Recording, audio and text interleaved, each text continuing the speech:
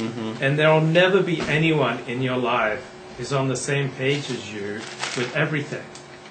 You're going to have to negotiate differences all the way through your life, or you'll just go it alone. Okay, stop. Now, I want to finish this. Okay. Yeah, you can. Because my therapist talks to me like, you hate negotiation, don't you? Because like, I'm telling him about having to negotiate with you and how much I hate it. Luckily, we haven't had to do much in the last 4 or 5 months. You know, it's been pretty smooth sailing.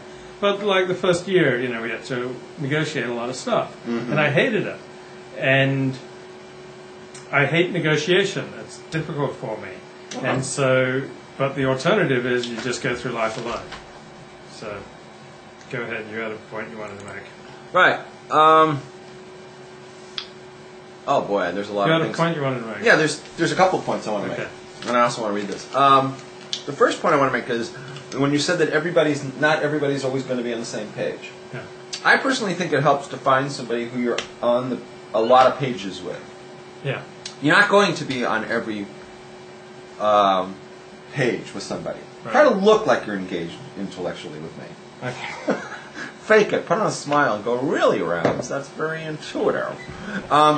Really, Raz, that's very intuitive. Very nicely said. By the way, it's the most wonderful time of the year.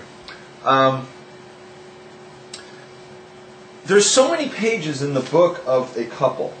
You know, if you have two people in a relationship or in a marriage, there are so many pages. It's a huge volume. It's like War and Peace. Literally like War and Peace, right? Marriage is war and peace. And how many pages in War and Peace, lady? About 1,000. Okay. So let's say there's 1,000 pages. You're not going to be on every page with that person. Just forget it. It's not going to happen. But you don't have to be on 0 pages as the same person, because like that is just going to be war and no peace, right? So it's good to be on, I don't know exactly a number, whatever's in someone's comfort range, but you know, maybe if you're 500 pages on the same page and 500 that you're not, then you have a good war and peace, right? You understand my... Yeah. Yeah. But, you know, if somebody might be comfortable with 200 pages the same. I say go for as many as you can to be in your comfort range, because that's a good starting point.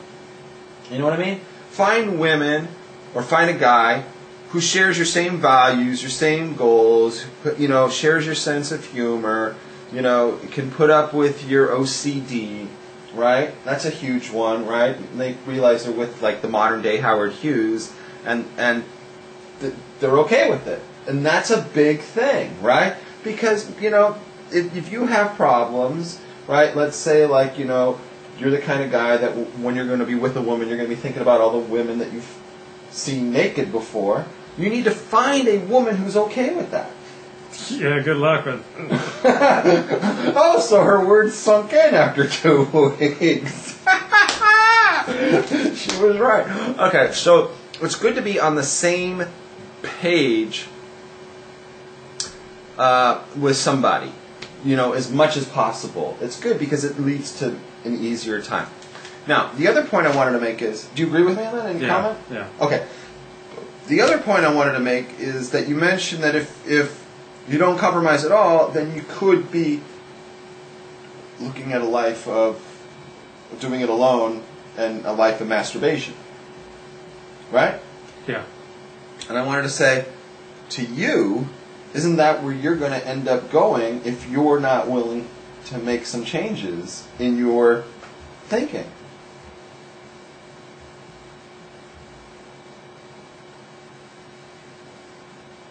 He's doing his Alexander.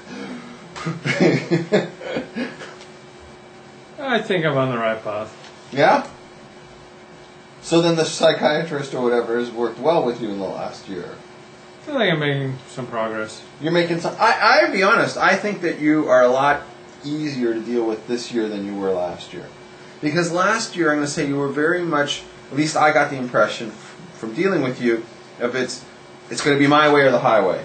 And everything has to be my way, and if you don't like it, then it's too bad. And I just said, okay, then it's too bad. You know, nice knowing you. Goodbye. You know, and I think that, you know, like, I think I've been good for you because I've forced you into a situation with somebody that you have to deal with. Let me ask you a question. When was the last time you had a roommate?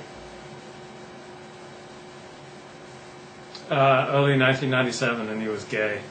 And to get to the shower, I had to go through his bedroom, and like he'd be lying there, like with his arms around his lover, like 6 a.m. as I'm coming in to take a shower.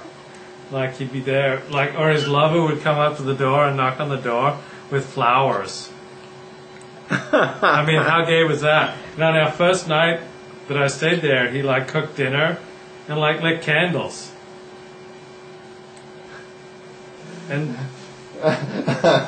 he ran this service that like he had maids. He ran these maids, and you could order a maid to clean your house, and she'd do it in the nude. He was on Jerry Springer for that. Oh my God! Yeah. Are you serious? Yeah.